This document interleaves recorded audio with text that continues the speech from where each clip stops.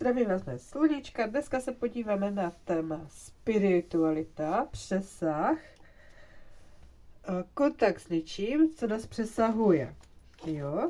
Jak na tom jste, kam jste vedení a co je vaše silná stránka, nebo může být v té spiritualitě, v tom duchovnu. Takže vybírejte hromádka číslo 1, 2 a 3. Můžete podle barviček, která hromádka vás volá. A jdeme na hromádku teda číslo 1, červená svíčka.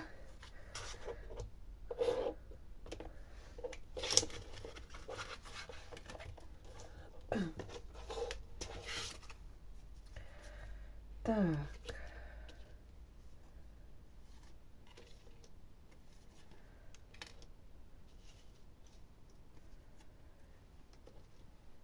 Tady je někdo, kdo je takový houbavý. Kdo je rád sám, kdo rád medituje, kdo se jakoby rád noří do toho nitra. A někdo, kdo prostě rád hledá fakt tu hloubku. Někdo, kdo hledá hloubku, a to je vaše silná stránka, vy se umíte nořit a hledat v sobě odpovědi. Takže to vaše nitro je určitě jakoby hodně duchovní, protože vy to umíte se do sebe jakoby ponořit.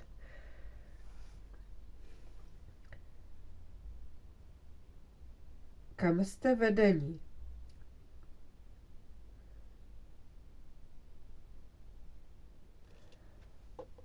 Je to tady taková energie, možná trošku stagnující, taková pomalá, ale vám to jako vyhovuje, jo? Berte to, že prostě vy takový jste, vy to jakoby potřebujete hodně do hloubky, tím pádem se jakoby dost často jako zastavujete a pořádně si to jakoby do hloubky, to téma, které řešíte v tom životě, jakoby prožijete, jo? Jakoby potřebujete tam hledat ty odpovědi, proč, jak, jo? Potřebujete tomu rozumět.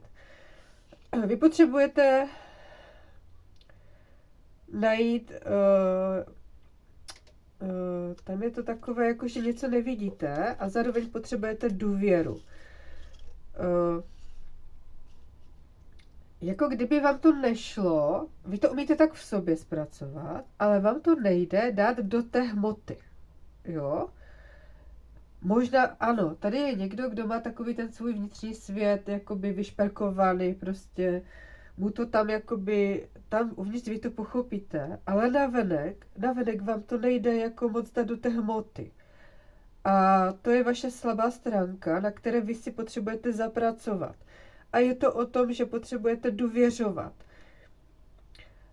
Vy něco nevidíte, jo? Vy jakoby máte ty zavřené oči a trošku se bojíte otevřít, ale vy můžete jako vykročit a pořád je tam takový strach, taková jako můžu, jo, pořád je to tam takové jako zaseknuté. To je to, co jsem na začátku cítila, že to tak jako stagnuje. Vy to v sobě pochopíte, ale v realitě je to pro vás těžké jako žít. Ale vy míříte do takové, vy jste vědomá duše, vy jste vědomý člověk a ve vás se probouzí jako genius, jo, takový ten šamán, jo, taková ta, vy to tam máte jako hodně silně, ale potřebujete zapracovat do té hmoty. Ale vesmír vás tam vede, nemusíte se obávat, jo, život netrvá 2 dny, máte na to celý život, abyste si k tomu došli. A štěstí je na vaší straně, jo? Vy to do té hmoty budete umět dávat. Ale všímejte si toho, že to je pro vás jakoby důležité. A uvědomte si, že když prostě máte ten den, máte ty situace, tak si toho všímejte, kdy jste byli jakoby třeba zaražení, kdy vám to tam nešlo jakoby dát do té hmoty. Jo? A to je to vaše slabé místečko, kde vy se zase ponoříte, jo, vy to umíte a vy to ze sebe vydolujete a příště se vám to povede, jo. Příště se vám to do té hmoty povede dát. A pokud vám se to nedaří, tak jako určitě doporučuji třeba nějakou terapii, můžete mi napsat a pročistíme ty energie, aby tady to vlastně šlo do takového jako, aby se vám to jakoby dařilo v té hmotě, v tom životě. Abyste se dokázali za sebe třeba postavit, nastavit ty hranice, protože vy jste velmi duchovní, to je velmi duchovní člověk tady. Jo, vy jste velmi duchovní. Akorát ta hmota vám trošku dělá tady problémy. Ono to je těžké se umět prosadit v tom světě pro vás. Ale vy to zvládnete a štěstí je na vaší straně, takže určitě se nebojte. Zkusíme ještě nějaký vzkazík. Všecko má svůj čas, nehoďte se, vy potřebujete pomaličku a zkoumat si to, pozorovat se a když budete na sobě takhle pracovat, tak za rok budete úplně někdo jiný, úplně někde jinde a bude se vám to víc dařit, budete spokojenější v tom životě. Ta spiritualita u vás určitě má jako ten význam. Je čas odložit vše negativní. Jo, ono možná to je pro vás problém, jakoby, že ten svět je pro vás třeba takový těžké energie, negativní, ale uvědomte si, že i ve vás to je ta energie. A to, co je ve vás, to přitahujete. Takže i takhle se zkuste na to dívat a zkuste si to jakoby zpracovat, i ty černé myšlenky v sobě, jo. Je to těžké, jakoby umět vypnout tu hlavu, ale určitě jsou na to nějaké jakoby nástroje, kdy to dokážete, jo. Prostě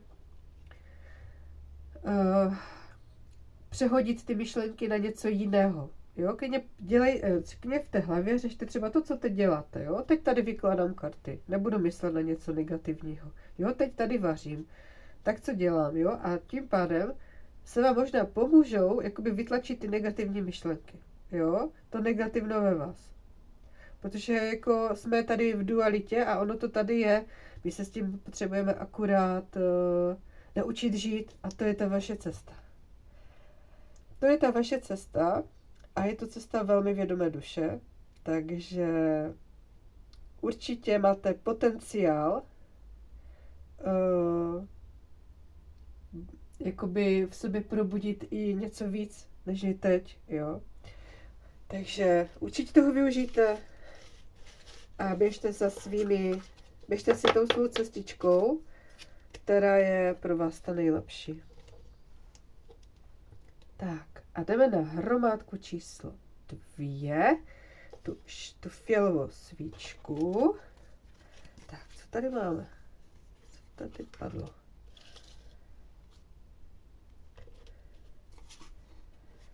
Tak tady je taky vědomá duše.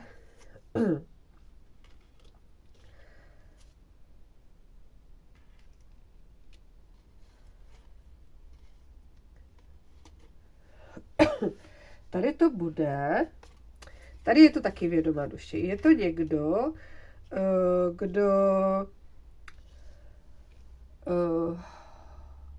kdo řeší,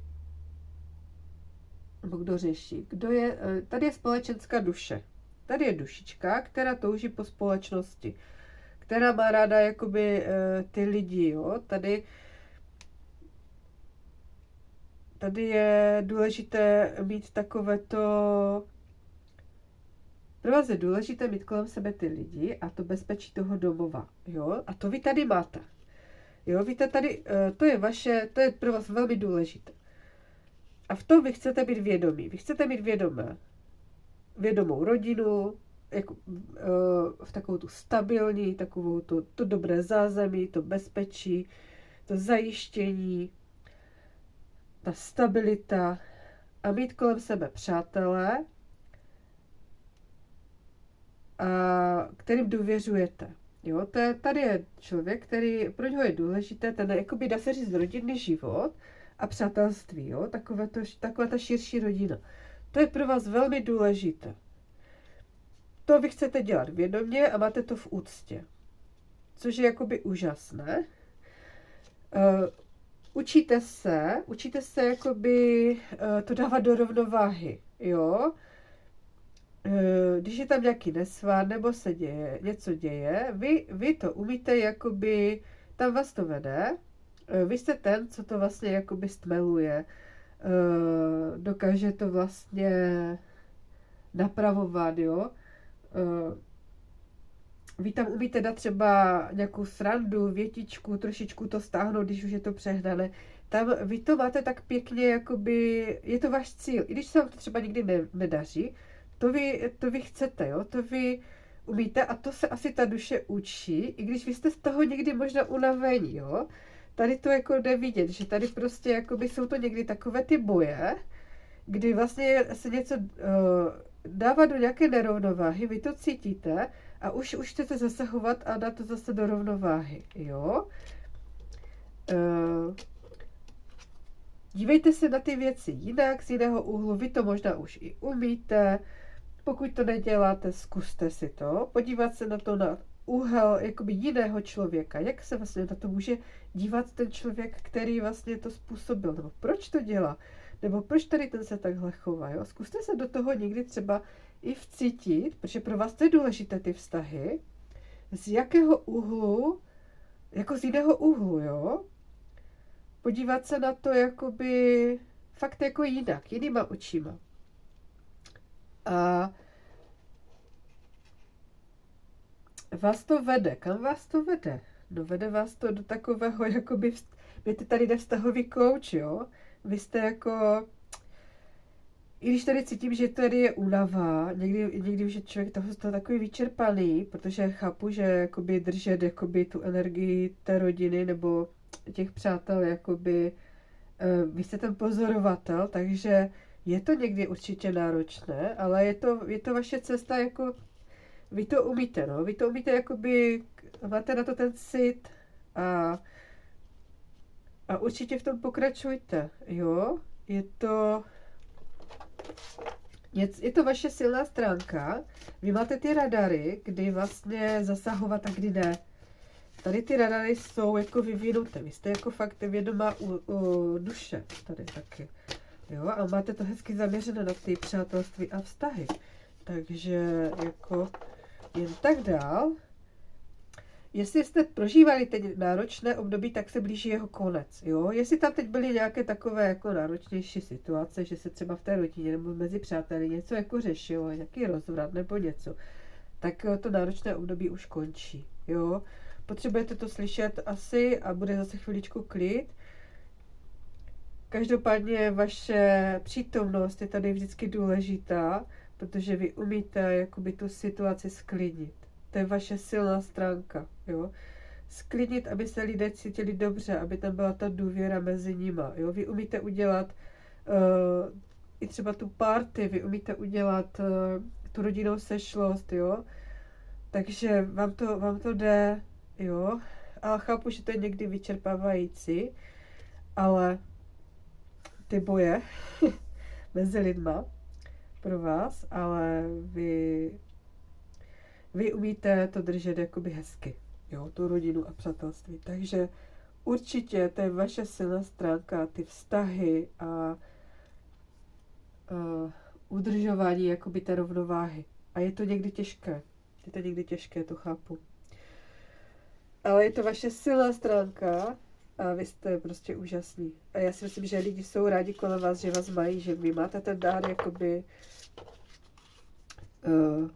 všechno tak jakoby hezky držíte to, ty vztahy a to je hezké.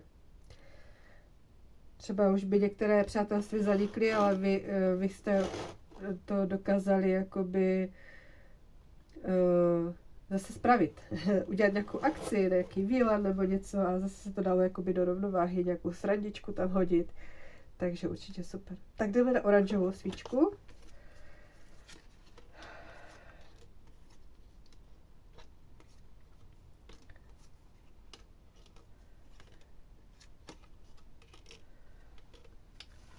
No.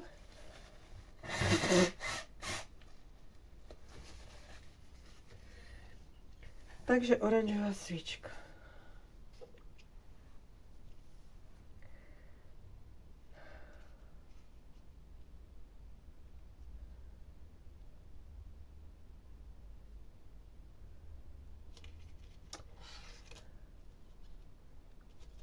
Tady je nějaké... Tady se něco stalo. Tady je nějaká ovládní zlost. Ovládat se. A posunout se. Ovládni se a posuň se. Ale ten posun je jako rychlý. Ovládni a posuň se. Ovládni se a posuň se. Jako kdyby nějaké krádeže.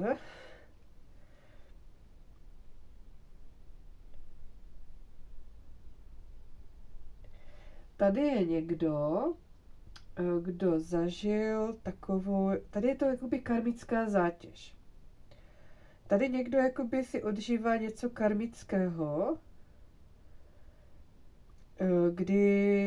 kdy to tady bylo takové frustrující, takové jakoby stagnující a jako vždycky se něco dělo prostě nepěkného, jo, nebo v tom životě. Přišlo vždycky něco, co se jakoby nedařilo a vy jste se chtěli jakoby posunout a moc vám to nešlo.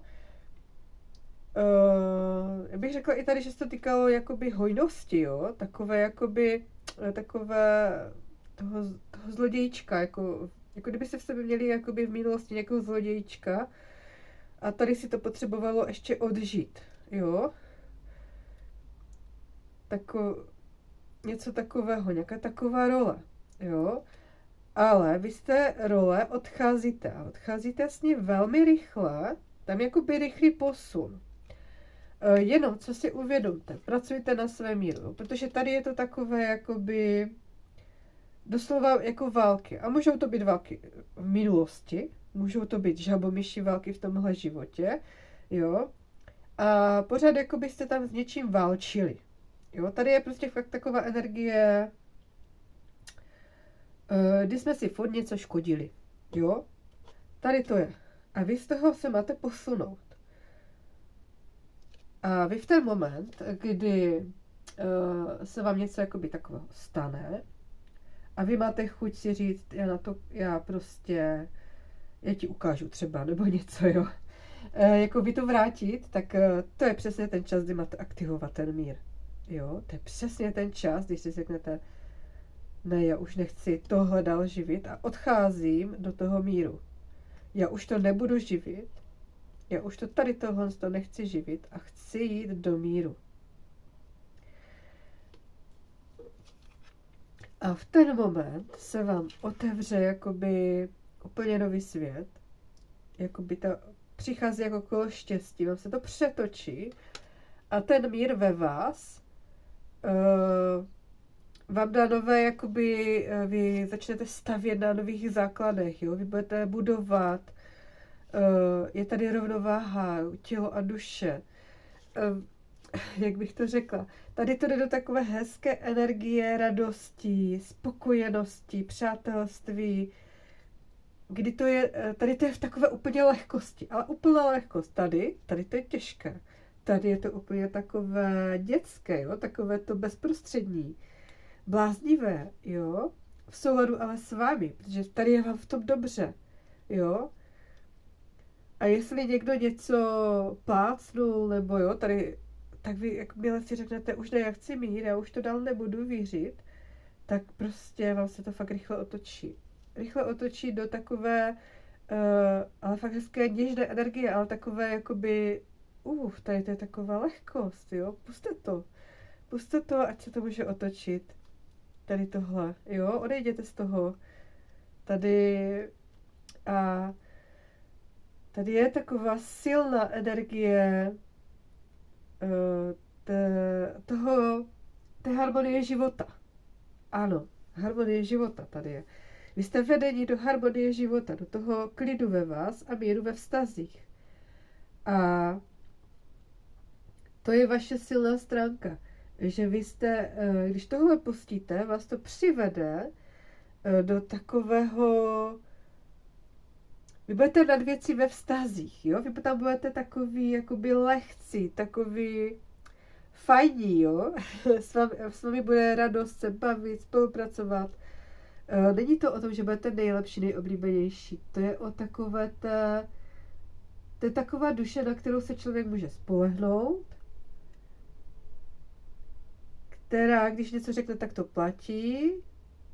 Zároveň je v takové lehkosti, užíváte si to a neřešíte ty blbosti, jo? Vy tady možná máte odejít od těch blbostí, jo?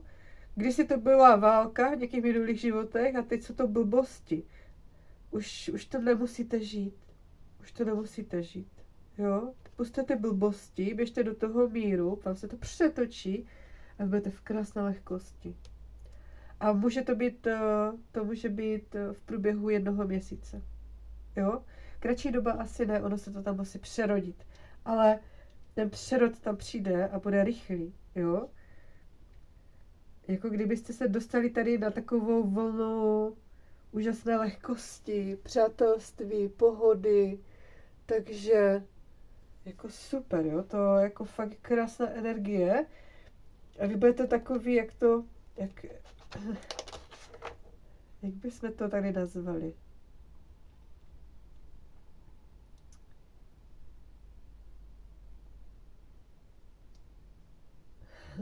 Teď mi nejde žádné slovo.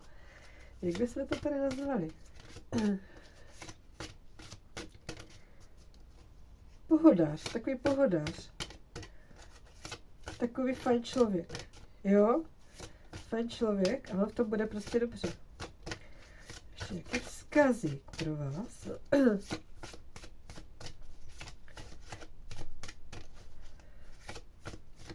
Je to v podstatě taková bezstarostnost, jo? Takže tady jakoby pouštíte ty těžkosti, takové ty ale malé těžkosti a tady je to taková bezstarostnost. Samozřejmě starosti lidi máme starosti, ale tady je zvládáte s takovou lehkostí, jo? Tady je fakt taková lehkost, takže je super, jako.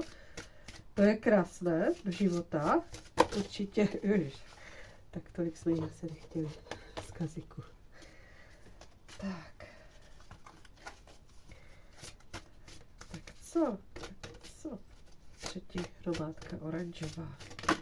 Tak, co tady mám? Ukažte světu své pravé já. Jo, ve vás to je. Ano, to je hezký vzkaz. Ve vás to je.